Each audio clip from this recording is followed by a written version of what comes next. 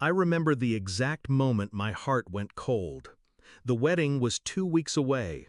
Guests had booked flights, deposits were paid, and everyone expected me to stand at that altar. But as she laughed in the kitchen, phone in hand, she didn't know I was behind her. She didn't know I saw the video. She didn't know that everything I thought I knew about her had just been ripped to shreds.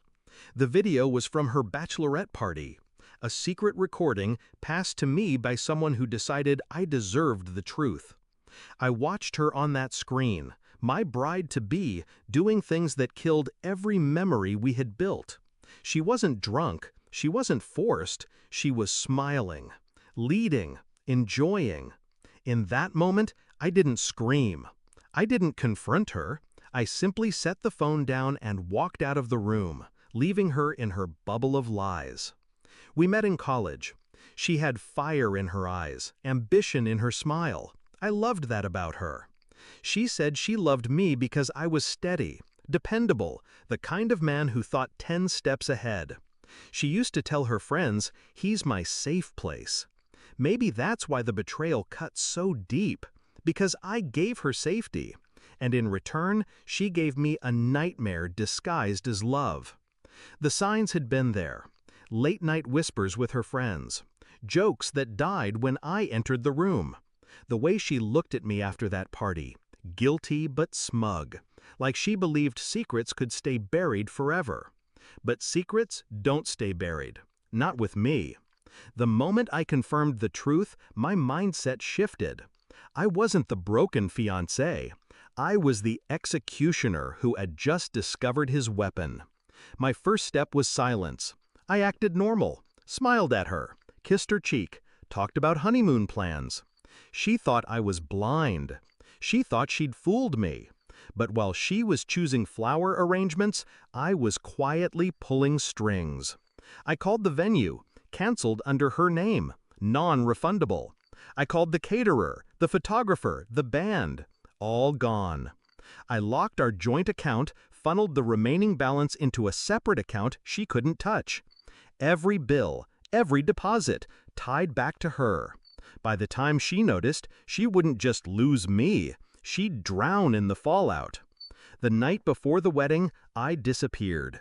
I packed nothing but the essentials and drove until the city was behind me. No note, no call, just absence. She woke up expecting a groom. What she got was silence and a wall of financial ruin. The guests arrived to a canceled wedding.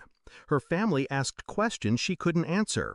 She tried to reach me, calls, texts, emails. I never replied. But my silence wasn't the worst part. The worst part came when I sent the video. Not to her, to her parents, to her maid of honor, to her boss. Everyone who looked at her as perfect, polished, pure. The truth spread faster than she could bury it. She tried to claim it was a mistake, that she was drunk, that she was pressured. But the recording said otherwise, and so did her laughter in it. Her reputation burned in real time, and I didn't need to lift a finger. I just let the truth do its work. Weeks later, she finally tracked me down. She found me at a small cafe, sitting alone, calm as ever.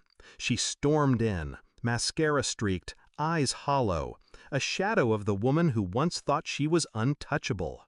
"You ruined me," she spat. I looked her in the eye and said, "No, you ruined yourself. I just showed the world who you really are." Her voice cracked. "Why didn't you just leave? Why destroy me?" I leaned forward, my tone steady. "Because you didn't just cheat. You humiliated me. And I don't forgive humiliation." She broke right there in that cafe, shaking, sobbing, while people watched. I stood, placed a few bills on the table, and walked out. I didn't look back. I didn't need to. Now, months later, I live in peace. No rings, no lies, no shadows lurking behind my back. She lost her job, her friends, her respect. Last I heard, she moved out of state, trying to start over where no one knows her name. Me? I'm fine. Stronger, sharper, untouchable.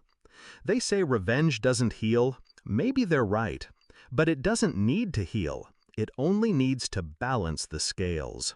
And when I remember her face in that cafe, crumbling under the weight of her own betrayal, I know the scales are balanced. I was supposed to be her safe place. Instead, I became her reckoning. And I have no regrets.